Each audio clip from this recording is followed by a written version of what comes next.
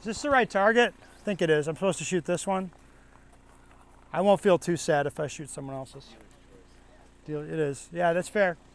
Okay, the type of shooting that we just did, the aggressive pairs, I would call that predictive shooting. So we're shooting faster than you can consciously see the sight return and be like, yep, I want to shoot now, and then pull the trigger.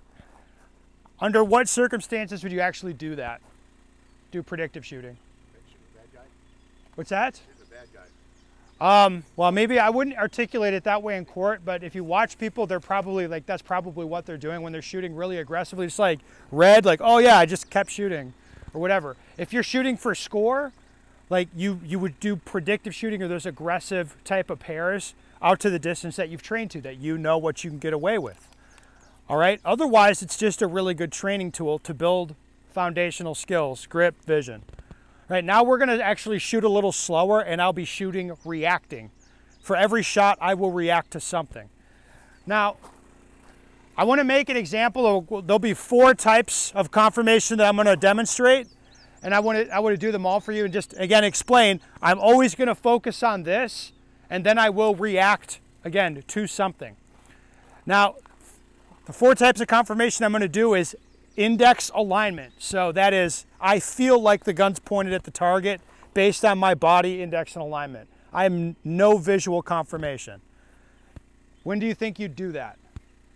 Close distance shooting.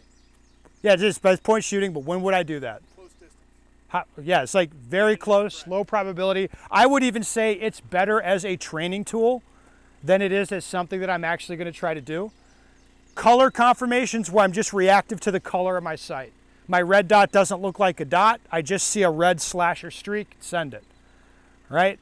Then there's dot confirmation, or like dot looks like a dot. So like the dot will stabilize, look like a dot, and then shoot. Stabilize, shoot. And then if I need more, I need more precision than that, I can be stabilizing the dot, then conscious deliberate press. Stabilize, then conscious deliberate press. Anyway, I'm going to make a few examples for you. This will be indexing, just shooting off the index.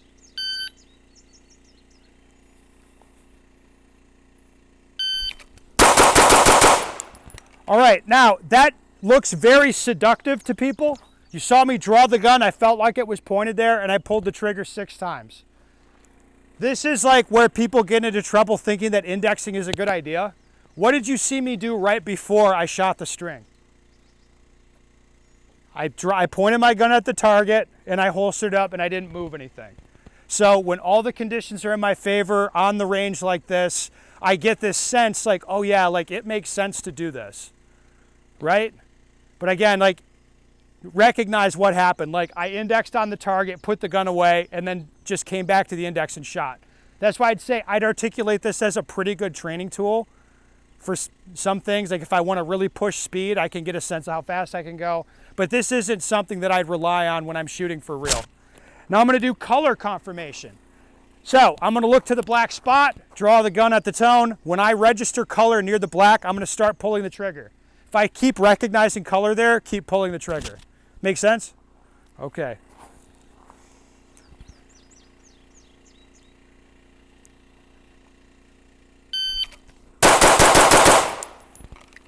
All right, what did that do for my accountability? Way more accountable. How much slower was I? Not much. You didn't see much of a difference. And this is where I say like the index thing doesn't make much sense. Because it's like, if I have the gun where I'm, like if I index on a thing, am I aware of where the sight is? Yes, I should be seeing, there's red up here in my view somewhere. If I index on anything, I pretty much can't do that without being aware of red. So it's like index hosing doesn't make much sense. Right, okay.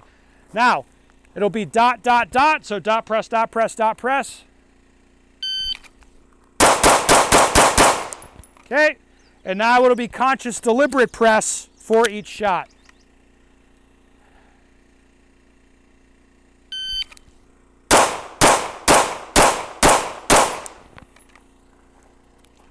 So as you can see there, dot press, dot press, dot press, definitely slower, increases the accountability. Then when I flip my focus onto cleanly pressing the trigger, slowed me down more, and now I'm shooting out the paster. Okay? Does this make sense to everyone? I think obviously what we want to do is be comfortable doing any one of these things, all right? And then when you have a shooting scenario, the targets will dictate to you, like I will do the minimum to get me the output I want. And that's the way you want to think about it. Make sense to everybody?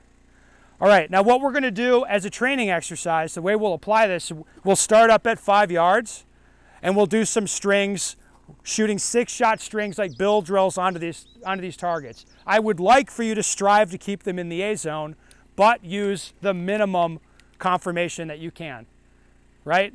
Now, what do you think is good? Like, what do you think we'll do? 5 yards. What's going to be the hot route for confirmation? Like what type?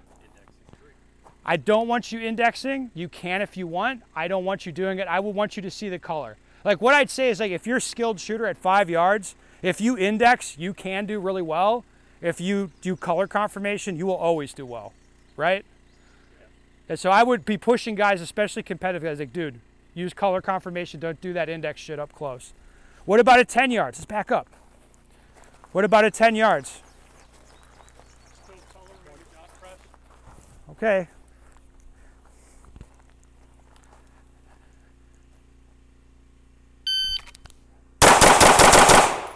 All right, I got on the trigger a little hard and sent one high, but definitely color confirmation is very doable at this distance.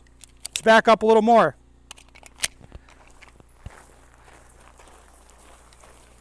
So from 15 yards.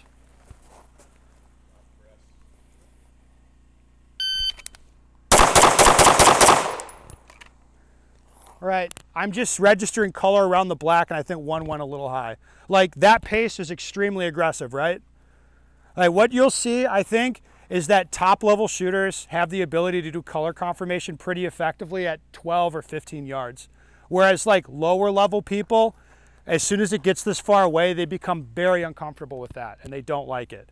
So what I recommend, try to do color confirmation as far back as you can. When you're like, I can't do it anymore, flip to like the dots like a bouncing ball, like dot, dot, dot, dot, dot. And that should center it up for you. If you're struggling just with basic trigger control, at some point, you're probably gonna have to flip to conscious deliberate press. One person here should be doing that for every string, and that's okay if that's where you're at. Does that make sense? All right, from a like real shooting standpoint, like whatever the like competitive shooting or whatever you're doing, do you ever want to have to be consciously focused on the trigger press? No, I agree. Like I want to train to the point where like that's not really a thing I need to do. Make sense? All right, let's clean it up and get going.